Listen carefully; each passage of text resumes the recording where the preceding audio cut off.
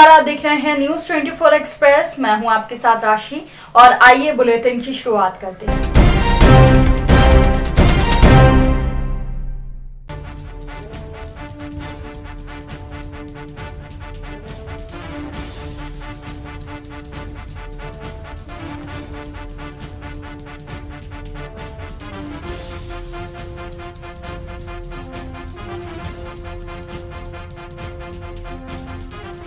मध्य प्रदेश की अग्रणी company zero plus private limited ने अपनी विचारधारा स्वस्थ नारी सशक्त भारत के अनुरूप अपने बहुप्रतीक्षित उत्पाद संपूर्ण भारत में लॉन्च किए हैं।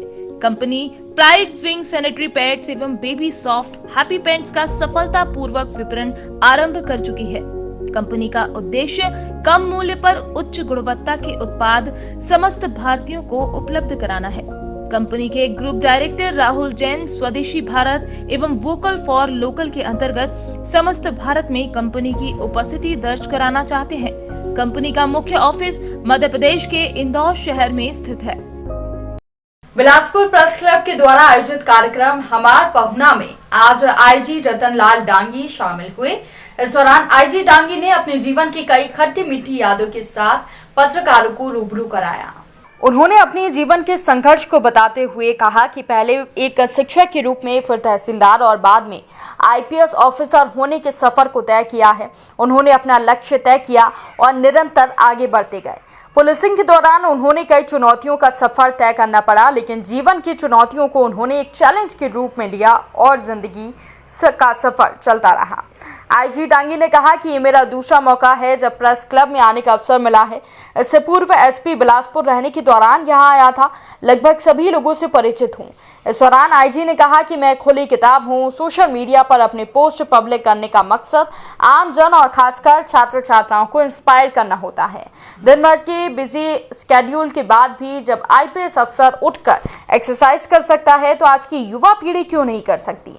रतनलाल डांगी ने पत्रकारों से चर्चा करते हुए कहा कि न सिर्फ पुलिस को अपनी जिम्मेदारी का एहसास होना चाहिए, बल्कि आम आदमी भी जागरूक हो और बेहतर पुलिसिंग को लेकर सहयोग करें। आइए आपको सुनवाते हैं उन्होंने क्या कुछ कहा।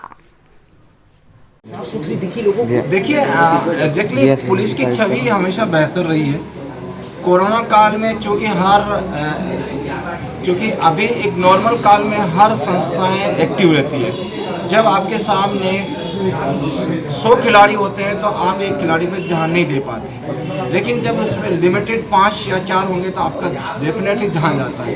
तो वही कोरोना काल में हुआ कि जितने जो इंस्टीट्यूशंस थे उसमें से कुछ 4-5 इंस्टीट्यूशन ऐसे थे, चाहे वो प्रशासन हो, पुलिस हो या हेल्थ हो या नगरीय निकाय प्रशासन हो, तो उसमें जो है पुलिस ने जो काम किया और उस एक कह सकते हैं ड्यूटी के साथ साथ उन्होंने एक जो ह्यूमन फेस जो दिया, उससे डेफिनेटली पब्लिक ने उसको गंभीरता से देखा।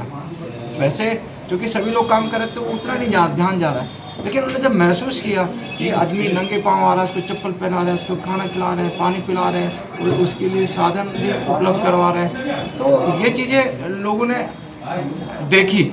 और ये देखने का इसलिए मौका था कि हर व्यक्ति घर में था, उसके पास में कोई दूसरा काम नहीं था, तो वो इन चीज़ों को कह सकते हैं कि वॉच कर रहा था, चाहे मीडिया में प्रिंट होकर के पेपर्स में उसमें आ रहा था, सोशल मीडिया में आदमी दिखता है कि अच्छा ये काम हो रहा है। तो इसमें बेहतर छवि बनाने में मीडिया का बहुत बड़ा रोल रहा है।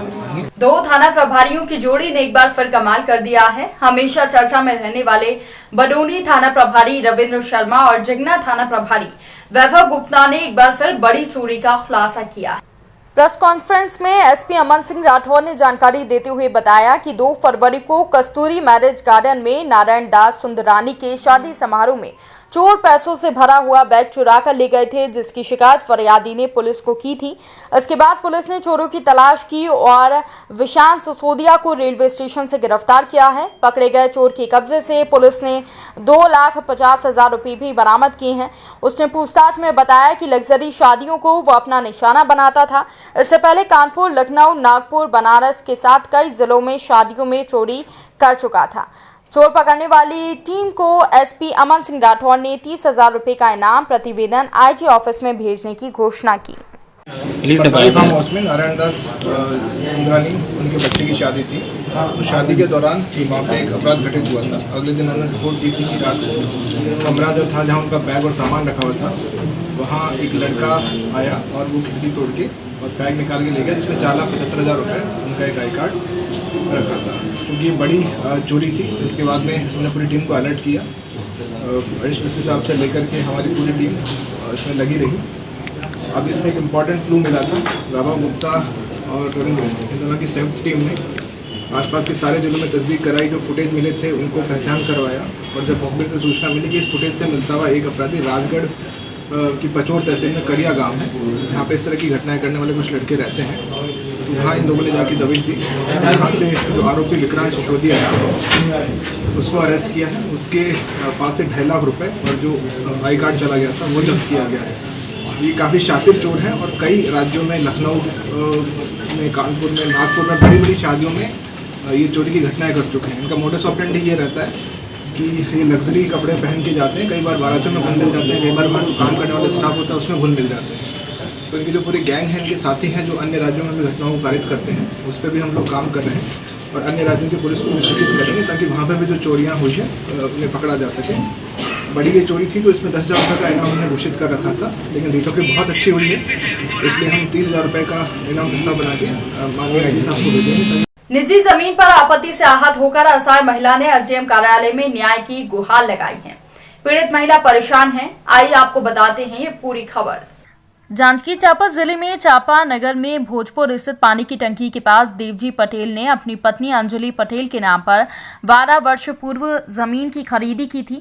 जमीन खरीदी के कुछ समय बाद देवजी पटेल की मौत हो गई थी, जिससे घर में दुख का माहौल था। घर की स्थिति कमजोर हो गई थी, जिसके कारण उस जमीन पर मकान नहीं बन पाया और जमीन खाली पड़ी रही।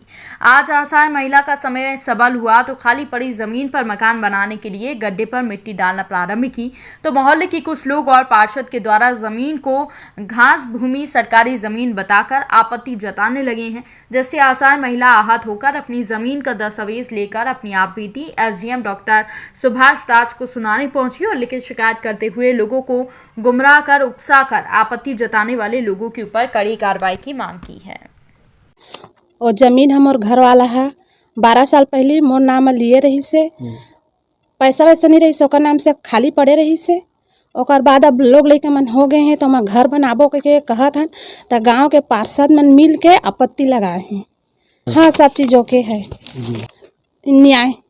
हाँ है, तो फिर जो उंगली किया है वो नगर पालिका में जाके अपना तहसील एसडीएम में जाके पुख्ता सबूत कीजिए, कराएं। मेरे पास कागज है, मैं दिखा दूँगी। उसके पास मानहानि का दावा किया जाए, नहीं किए हैं अभी तक। वो ज़मीन अंजनी बाई पटेल के नाम से है। 10-12 वर्ष पूर्व उनके पति ने उनके नाम पर ख़रीदा था। चूँकि अभी उनके पति का मृत्यु हो गया है और उस समय क्या है, वो असहाय थी तो पैसा का दिक्कत है, उस समय नहीं बना पाई थी। और अभी जो है कि उनके पास कुछ पैसा आया है और वो अपना मकान बनाने के लिए उसको बराबर किए हैं, तो कुछ मोहल्ले वासियों ने उनके ऊपर में, ये सरकारी ज़मीन है, हम लोग का मोहल्ले का ज़मीन है, ऐसे करके कुछ लोगों के द्वारा वहाँ आपत्ति जताया जा रहा है। पेपर को उसका हमें भी दिखाए हैं। पेपर तो 1 नंबर का रजिस्ट्री पेपर है, रजिस्ट्री ज़मीन है वो, जो कि उनके नाम में रजिस्टर्ड है चांपा तहसील में। टीकमगढ़ में ससुर ने बहू के साथ दुष्कर्म किया है। बहू ने ये आरोप लगाया है, लेकिन अभी तक फरियादी की शिकायत नहीं लिखी गई है, जिसके बाद अब पुलिस अधीक्षक को महिला ने ज्ञापन सौंपा है और न्याय की मांग की है। पुलिस अधीक्षक ने पीड़ित महिला की परेशानी को देखते हुए कार्रवाई का आश्वासन दिया और कहा कि तुम्हारे साथ पूरा इंसाफ होगा।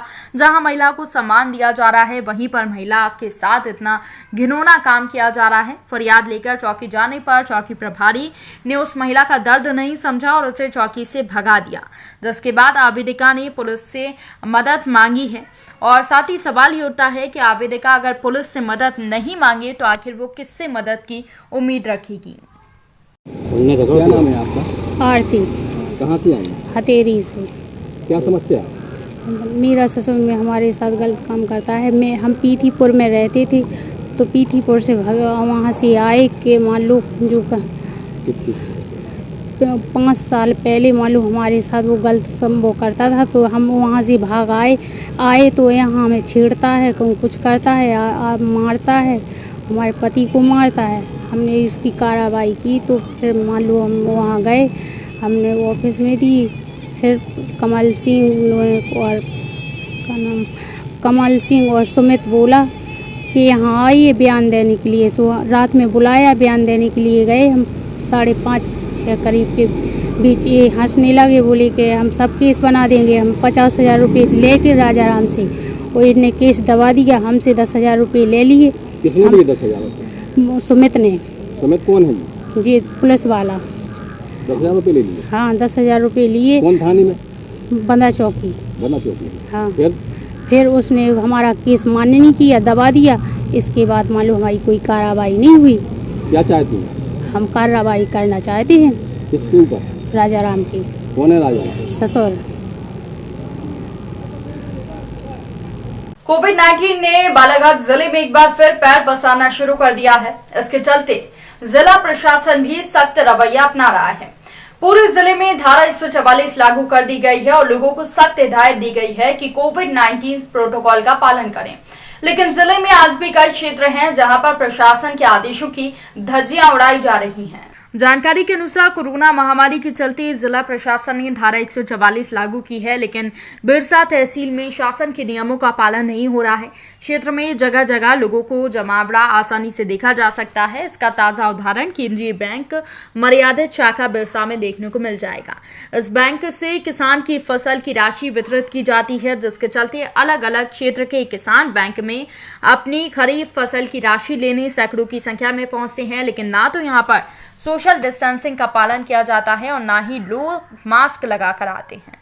मैं आर.के. हरिनखड़े, शाखा प्रबंधक, शाखा बिरसा। आज दिनांक 2/3/2021 को मेरी प्रथम उपस्थिति है शाखा में, जैसे शाखा प्रबंधक के पद पर। मैं यहाँ पदस्थी नहीं, आपके यहाँ जो भीड़ चल रही है, भीड़ है, यहाँ पे सोशल डिस्टेंसिंग का पालन नहीं हो रहा है और लोग मास्क भी नहीं लगा रहे हैं। इस संबंध में आप क्या बोलेंगे? नहीं सर, मैं तो जैसे यहाँ पहुँचा हूँ तब से मैं यही बोल रहा हूँ कि भैया आप सोशल डिस्टेंसिंग का पालन करें और मास्क अनिवार्य लगाएं। कोविड-19 के परिपालन में आपको भुगतान किया जाए, क्योंकि 144 मेरे स्पेशल निर्देश है। लेकिन यहाँ पे तो उल्टा हो रहा है ना, सामने भीड़ लगी हुई है और सोशल डिस्टेंसिंग का पालन भी नहीं हो रहा है। क्या है सर, शासक लोग हैं वो लोग समझते नहीं हैं। बाकी हम कोविड-19 के अंतर्गत उनको नियम का पालन करवा के ही भुगतान कर रहे हैं और उन लोग मान भी रहे हैं इस बात को। नहीं तो रहा सवाल गूले का, तो ये बारिश के कारण से धुल गए हैं, इसको बहुत जल्दी तैयार करके हम अक्षर से पालन करेंगे। ठीक।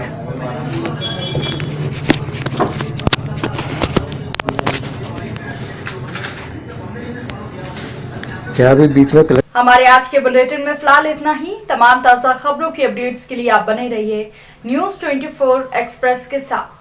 मध्य प्रदेश की अग्रणी कंपनी 0+ प्राइवेट लिमिटेड ने अपनी विचारधारा स्वस्थ नारी सशक्त भारत के अनुरूप अपने बहुप्रतीक्षित उत्पाद संपूर्ण भारत में लॉन्च किए हैं।